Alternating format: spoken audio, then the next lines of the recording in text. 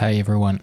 It's been a while since I made this kind of video where I present my live setup. Last one was for the Resilience live set.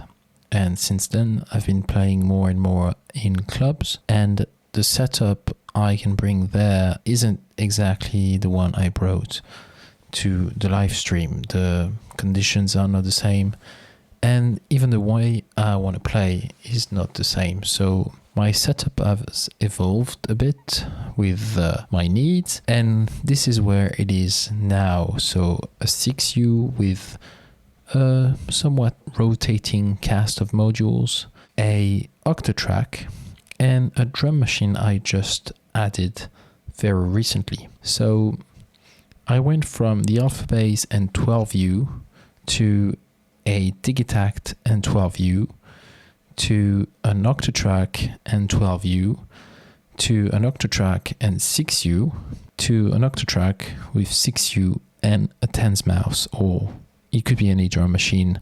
This one is great because it's small mainly. I have the Alpha Bass over here, but I don't want to bring it live because it's huge.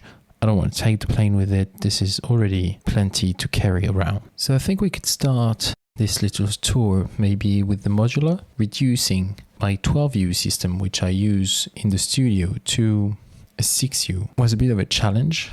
And given that my modules are mainly one function modules, pretty big modules because most of them are Verbos modules, it doesn't leave me with huge choices or a huge variety of choices. And some of the modules I know I want in the case, so it's always spending some time on modular grid and wishing you could squeeze this extra 2 HP. But I'm really happy where it is now. It was a bit stressful at first because I went from a lot of sequencing and 3 voices, which admittedly was a bit too much for live use and sometimes confusing, to only 2 voices and a lot less sequencing and a lot less modulation. So which were the modules I deemed essential?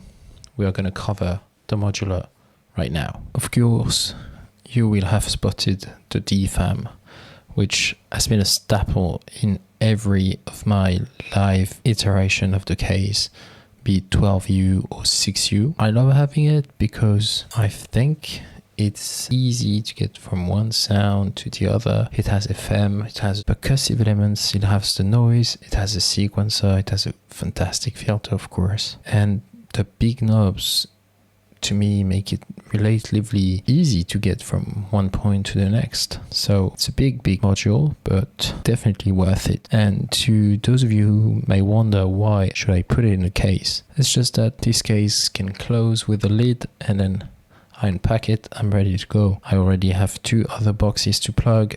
I don't want to have the DFAM sitting in front of me and be tempted to add whatever here. It's a limitation because it takes 60 HP of a 6U, but it makes it worth it and it can do a lot. So to me, that works. Then the second voice is the complex oscillator. Once again, this oscillator has been in pretty much every configuration of the case. It's just the one I know best. It has big knobs, it's beefy sounding, it can do pretty much everything. CV, saw waves, FM, crazy FM. You can turn it into a percussive box with the help of a LPG as well, and especially paired with the voltage multistage.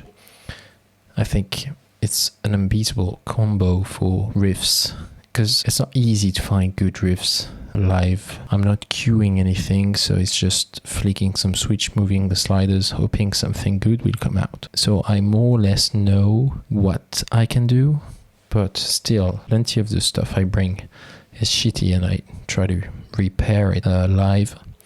But yeah, I think it's still a strong combo, and you can, on the voltage multistage, super easily come from 8 steps to 7 steps to 3 steps with just a cable, which I freely plug in and out. And I think, again, it's just immediate and fun. Then here it's just basic utility. The Pamela's new workout is the clock and modulation hub of the system. So it's sending clock to the Octatrack, which in turn is sending clock to the Tanzmaus. not here because for the purpose of this video, it's much easier if I clock everything from the computer. But usually, if I'm live, the permanently workout will be the main clock. Hit the yellow button, everything starts. Then the complex oscillator is paired with the Bark filter processor, and this is a new addition to me. Usually I have the Empatone V2, and I also have the Verbos delay, and the Verbos delay is a very interesting texture machine, and I've been in the past super reliant on it for live set, for using the reverb to make washes for transition, etc. But I had a discussion with a friend and I was really agreeing with him that you're playing live, so you're trying to bring sounds that are not super familiar.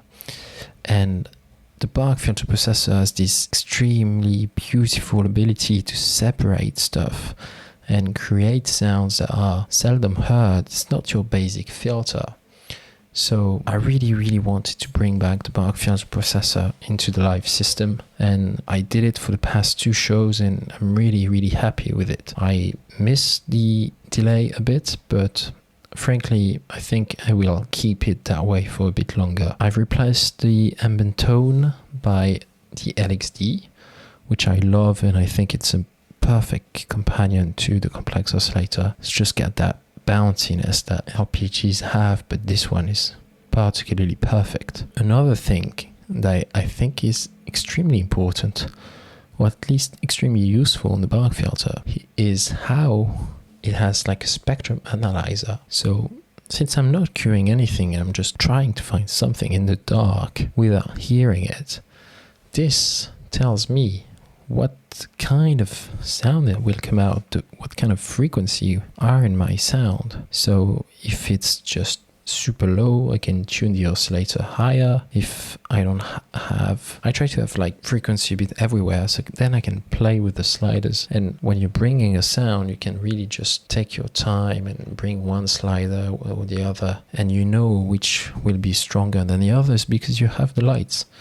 So that's, I think, super useful and a big help when you're playing a dark club. The rest is mostly utilities, but they have a very strong role to play. So the contour, contrary to the appearances, is not my main envelope for LXD. It's just a slew, which I use to slew my coming voltage from the voltage multistage to the complex oscillator. So I just use it to make slides and have a more seafy atmosphere. The sequential switch, I wish I could put the sequence selector in here, but there's no space, so this one works perfectly. I use it to have my envelopes from the voltage multistage hit the VCA in a less often manner. It's just used as a sequential switch, but it's really useful. I made the mistake of making a system for a previous live set that was actually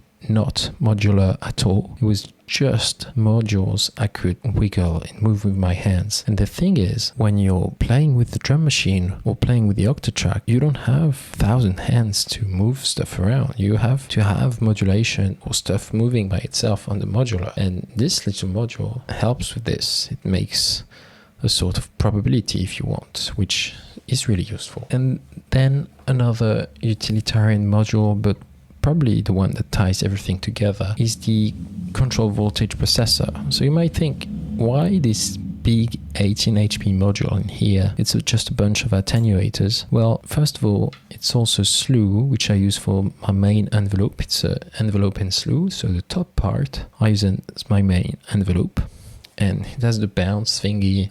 You have CV over attack and decay, so that's perfect for me. And then I use the second row, the one with the mixers, to mix my main envelope, so this one, with the little envelope from the multistage that passes through the sequential switch. So I can bring it in and out with this, so just unplug the cable. So I have my rhythm, and sometimes I have bursts of the envelope of the voltage multistage, which makes very nice surprises. And if you forget a bit about it, you will have crazy rhythm that you never really envisioned. And finally, the lower row of the control voltage processor is where everything comes together.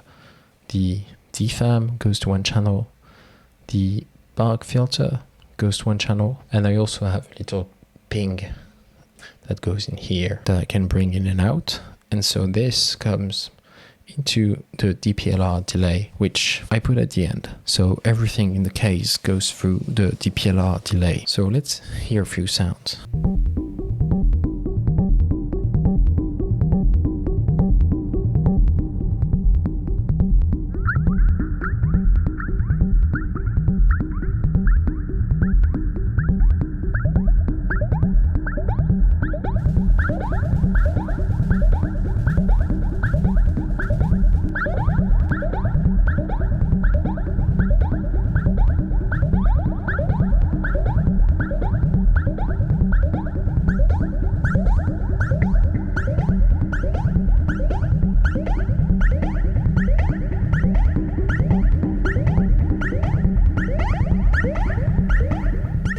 So this is the envelope thing.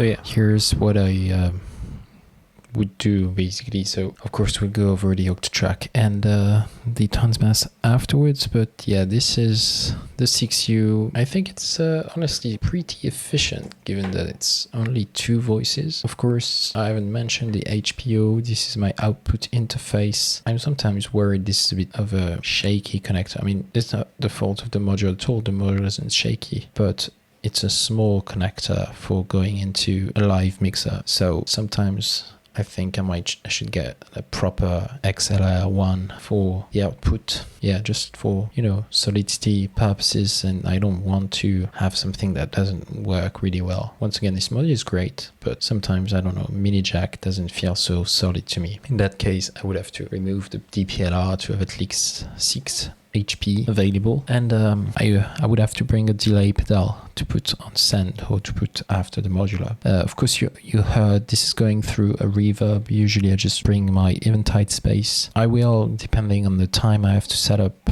put it on the send of the mixer so I can also send the Tanzmaus. But if I'm in a rush or whatever, I'll plug the modular straight into it and it will also be perfectly fine. I've come to the conclusion that your simpler the setup is, the less stress you'll be and you'll have a better show. Like I said in the intro, I originally had a Digitact, the smaller brother to the Octatrack, the smaller brother and also the easiest to use out of all the Electron machines by far, I would say. It's just such a tiny, immediate powerhouse. So I used to have a Digitact like close to when it came out, when I was really just starting making music. It replaced the Tanzmaus you see here, which was my first drum machine.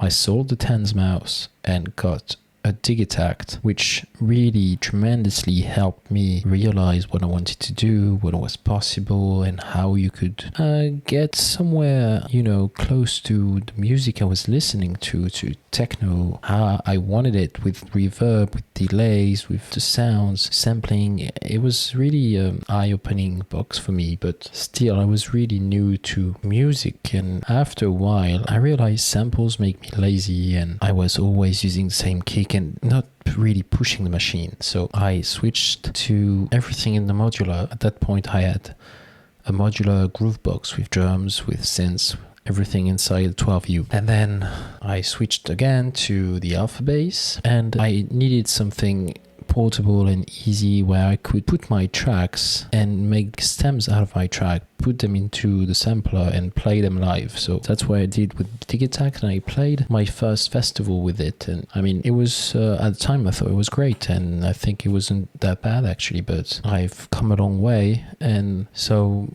I stayed with the Digitact the entire summer. I made tracks that I really like with it. I'm still playing now with the Octatrack, but eventually I sold the Digitact because it didn't exactly do what I wanted and it had some limitations. So after some reflection, I plunged on the Octatrack, and I had my doubts because even if I knew it could make what I wanted it to do, I was afraid I wouldn't gel with it, and it's a much more expensive machine than the Digitact, so it was a bit risque, you know. But yeah, so far it's perfect for what I wanted to do, and long-time Octatrack users will be enraged to see how I'm using this, because I'm using this mostly as a big Digitact. It's mostly a sampler player for me, not a sampling machine. It's a sampler player. So how I'm using it is, so far I was only using the 8 audio tracks because I just added the Tanzmaus recently. But what I have here are tracks, and I'm not even using parts because I haven't really dug into that yet. I'm using banks, and each bank is a track. And each bank has basically one pattern. So yeah, like I said, I'm using this in a dumb way. Like I said, I'm using this like a total Octatrack noob. So one bank is a track. There's one pattern on every bank, and that's it. So I have the 8 audio tracks. They're all configured more or less the same. So track 1 is always the kick. Track 2 will almost always be the rumble, or it can be toms, it can be a sub bass, it can be a synth. So here I think it's toms. So this is a stem, a loop from the Yomox alpha bass. The Octatrack is full of loops, stems, and single hits from tracks I produce when I'm in studio mode, if you will. And then when it comes down to preparing live set, I chop the tracks. So every element of the track gets chopped into a small loop, and then I put them in the Octatrack, and I sort of recreate the basic skeleton of the track. So that's what these are basically. Track 3 is usually a synth. So depending on the track, of course, there can be 1 or 2. Here, it's a low synth. Track 4, I think here, is it used? Yeah, here it's used with an atmosphere. And then my tracks here are almost always percussion. So here, closed hat. Once again, it's a loop with the shuffle and the accents baked in. This one is also loop because you can hear there's some kind of reverb or effect. It's an open hat loop. This one is a ride, almost always a ride on 7 or 8. And yeah, channel 8 sometimes is like again another hat. This is how it turns out to be together.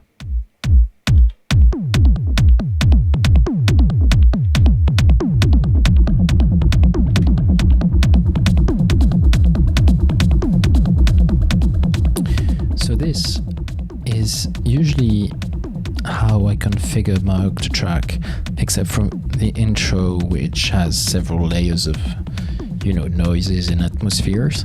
But once I'm starting, I always have the kick on and the sub on.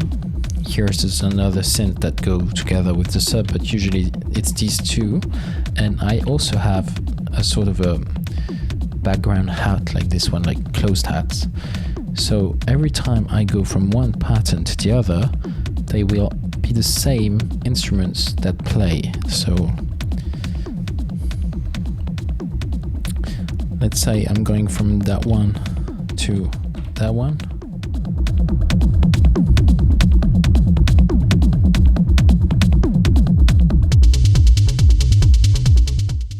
So even though it's different sounding, there will be a sort of continuity in between one bank to the next.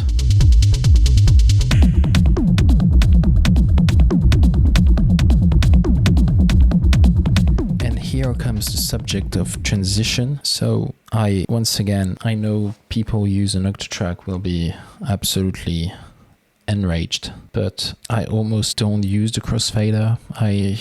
I need to find some good uses for it, but I don't really like the stutter effect or whatever. So like I've put a high pass filter, but what's the least interesting thing this can do? I haven't even dug into the different scenes. So yeah, this is definitely something I need to get into to spice things up. And I'm sure you can do a ton of things. It's just that, yeah, I've been stuck with doing what I know. I need to go a bit further, but sometimes, I don't know, it just works with my very linear music. So I haven't even tried to like make some more crazy stuff. On the subject of transitions, we all play in clubs or festivals after DJs. So 99% of the time there's a mixer for DJs, and 90% of the time it's going to be a zone 92, which is really perfect. So things are laid out as my Octatrack takes one track, the modular takes one track on the zone, and the Tanzmaus will take one track. So I have the sends if I took the time to set them up, or otherwise the reverb is going directly into the mixer. And I also have the EQ. I don't EQ the Octatrack because it's mostly the skeletons of tracks, so I hope that my production is okay and I don't need to add or remove stuff at that point. I cut bass, not everything of course, but I cut some bass from the modular because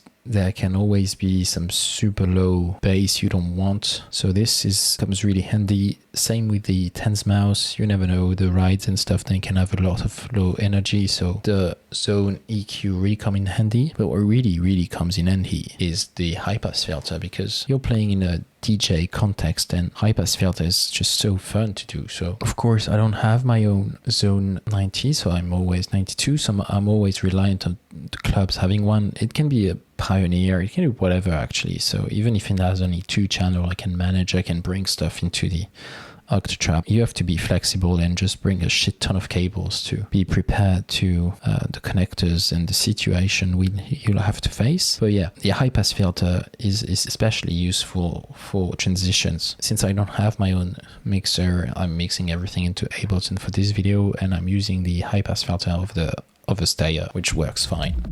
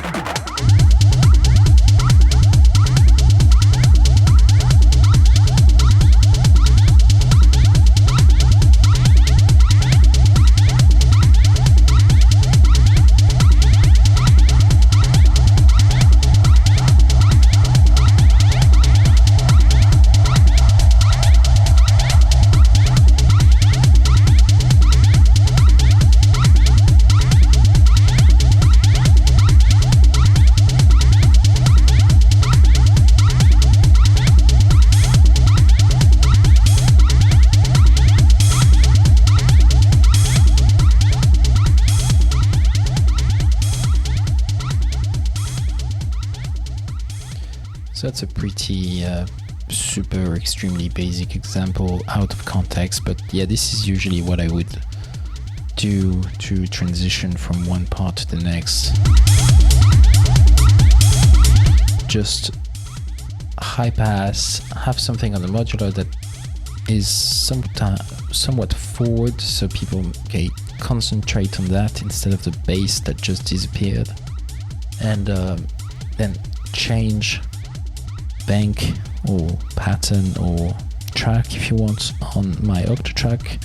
So usually I make track list so I know which one comes after the other. I can change it live, but usually I know this order works well. So I look at my little sheet, I know which one comes next, and so I know the levels of bass energy will be the same from one track to the next. So when I bring back the bass with the high power filter, even though it has changed, it doesn't feel like too much of an abrupt change, and I think that's basically everything you need to do, just be somewhat smooth. This is definitely an area I need to experiment more with, the transitions. Since it's all improvisation, this is like a basic pattern, but sometimes, you know, you're really into the groove and just works well, and you see people dancing, so you will work the groove a little longer. And I think it's really nice not just to make track, just keep it loose and flowy. Transition in live setting, it's a big question. It's a big question with Octatrack as well. This is the way I do it. I think I can try and improve it. So far it has worked frankly okay, so I'm not complaining. And finally, let's talk about this little beige box of wonders that is the Tanzmaus. So, like I said, this was my first drum machine, because I started, believe it or not, making music with an OP1, and I wanted to make ambient loops. So this is where it led me. And after that, I started to be into modulars, started with a Mother 32 like many others. And at some point, I was sick of my Tangerine Dream sequences. I wanted to add some percussion, so I bought the Tanzmaus. And it's a great sounding drum machine, but at the time I had like 2 input Scarlett or something, so I couldn't really take advantage of the individual outs. The sequencer is a bit quirky, but with time you get used to it. It's not that bad actually, but yeah, you gotta use it to remember the functions. So I sold it, but I sold it to a friend of mine. And when it came the time recently to have live set, and I realized I really could use another drum machine. Looking at the market, I really couldn't find something that had all my requirements, which the biggest one was being small and sound a bit like the Alpha Bass, because that's my main drum machine and that's where all my sounds come from. Basically, I have a few basic 909 samples on there, but most of everything I do is with my samples, so it's the Alpha Bass. So this one is voiced like a 909, like the cream color suggests, and it's perfect. So I asked my friend to lend it to me, and he kindly accepted. So this is what used to be mine, and now is his. But actually, this made me remember how good this little machine is. So I'm probably gonna try and find a new one and buy it again. Not from him, it's his now, but I'm gonna buy another one. Really love that little box, and frankly for live, I don't think you can find something smaller that works as good. I like this box. And TR8S would be a good option, but it's huge. So this one doesn't have the sliders. These shafts are enough live, frankly, it's not that bad. So I don't have the problem of this quirky sequencer, because I'm sequencing all the drums from my Octatrack. And this had me try to figure out MIDI, which wasn't easy. I'm very dumb when it comes to MIDI. Someone was kind enough to explain how to do this to me. Thank you a ton.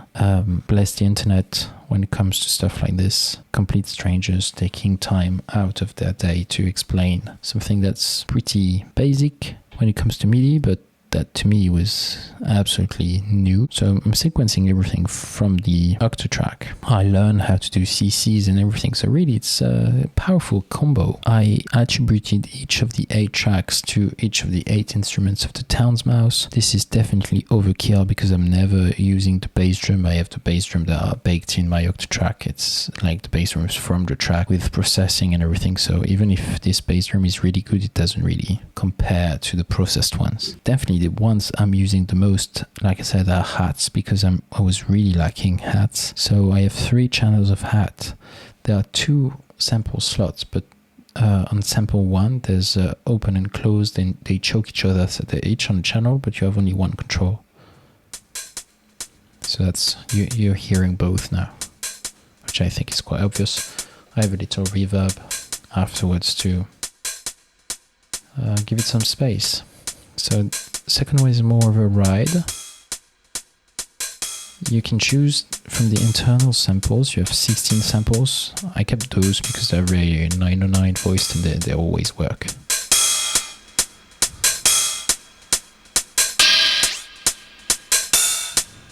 But yeah, this sounds just really good to me.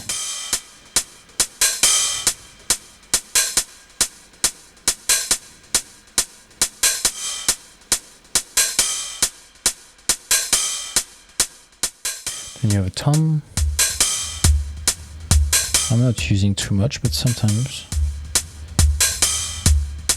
it's not bad, and can add some groove. especially a big sound system. There are claps which not everybody likes, the Tanzmaus claps, but I think they're really nice.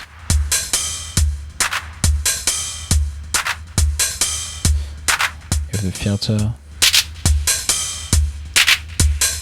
And with the sound button, if you hit clap, the data knob really changes the attack. I like it like that, with like more decay.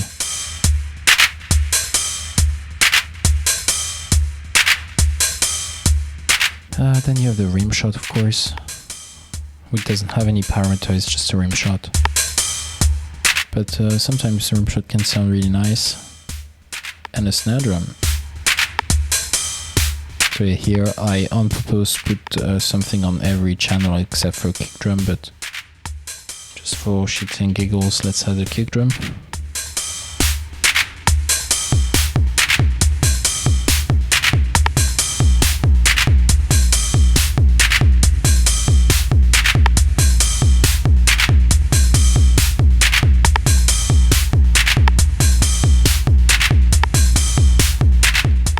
Not bad sounding, is it?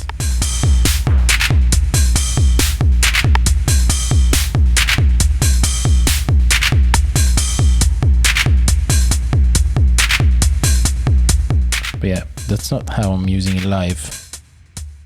Live I will probably have just this, and then I will bring the rest of the Octatrack.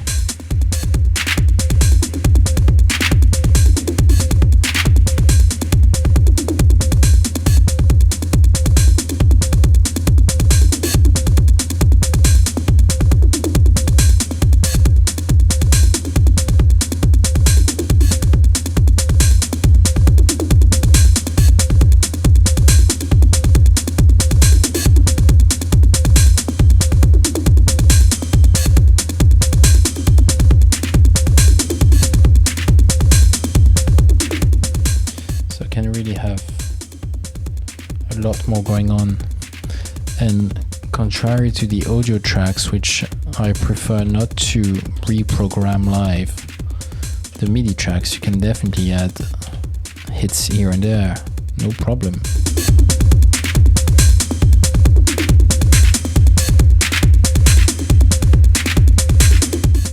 It's easy.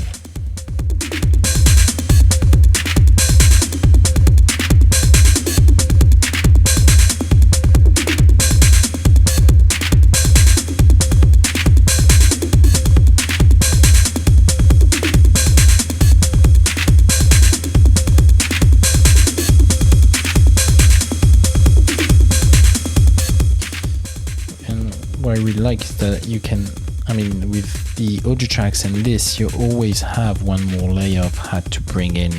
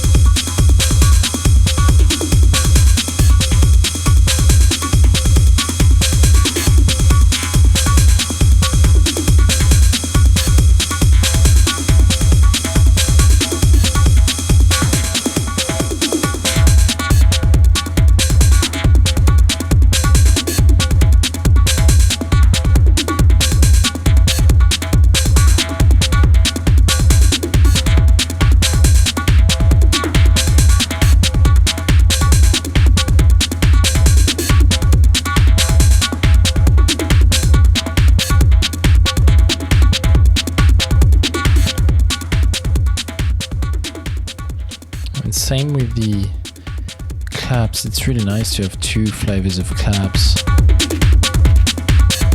Really allows you to do different stuff.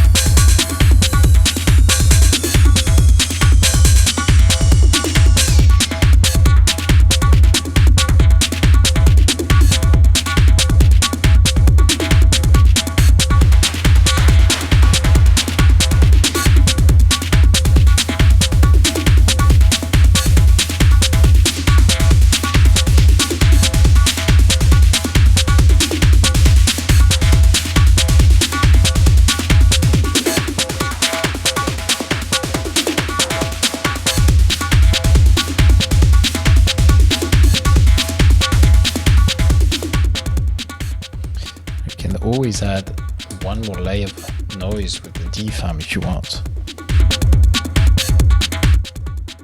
This is how I use the Tanzmaus, and really it's been a game changer just to be able to have so much more percussion on hand. There's always something more coming in. All in all, this is a pretty compact setup. I mean, the Octatrack is well protected with its cover in a bag. This can fit easily in a bag. It's basically the size of an eventide pedal, and of course the 6U has a lid and a handle, so even though it's still a bit of pain to carry around, it is possible to carry it around, contrary to a 12U, which honestly is a nightmare.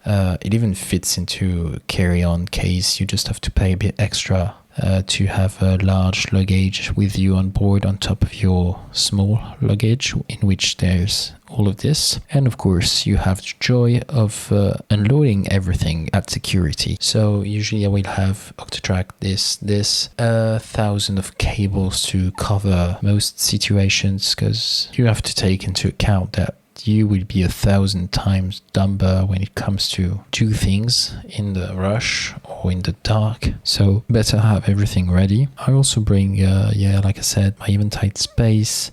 I have sometimes brought the H9 and the Capistan, but yeah, I realized if I need delay and reverb for the modular, so if I have the DPLR, I can get away with just the reverb. It's nice to have some reverb on the Tanzmaus as well, so if there's a sound return, then I can apply reverb to both in different amounts. If I'm plugging directly the instrument into a pedal, I can bring the eventide H9 and the eventide space. And sometimes I even have space for the Expressor 500, beautiful box from Elysia, which I've brought sometimes. It's really a fantastic box. So it has a warm mode that adds harmonic. It's a compressor basically, but yeah, since these all go separate into the zone, compressor at the end is really nice to mesh things and pump a little and just give this powerful effect and help you, I know this is not a very good word, compete with the DJs. This is much more dynamic than the tracks they're going to be played, which are going to be super enormous sounding, so there's no way I can compete with that. But yeah, a compressor still helps. And the modular can also have like super spiky bursts of sounds, and like I said, sometimes you're dumb, you forget the regen of a delay, or you just do things a bit too fast or whatever. So compressor can save your ass with this, just not destroy the speaker and the audience ear. I usually try to bring the Expressor. It's not that small, but for what it does, it's pretty small. Another good option I've considered is the Boom by Otto, which does a lot as well. But I have stuff like that in the studio. It's just too big. I have the Overstayer, which is fantastic. I just don't want to bring the Overstayer live. My philosophy, if you will, is to not buy stuff just for live, because I need something I will use in the studio. So all in all, this fits easily into admittedly big backpack, but you can easily travel with this. I'm super happy with the setup. Recently, the coming back of the bark filter is really the biggest improvement I've made, as well as the drum machine. I don't think I would play again without drum machine. It's just adds so much. It's so much more enjoyable to play your live set. I've been playing live set of an hour and a half with this. So before I was kind of struggling to reach 50 minutes, and I was happy when the hour's done. And now I can really feel better, and an hour and a half just goes by quickly. It really helps to have a good sound system to get into the groove, so you can really ride the patterns and the sounds you have. Like I was saying earlier, I think it really changes everything. Get away from the track, which doesn't work well, or at least not with me. So yeah, that's my live setup and live philosophy, and I hope to be able to play more. So keep in touch and come see me.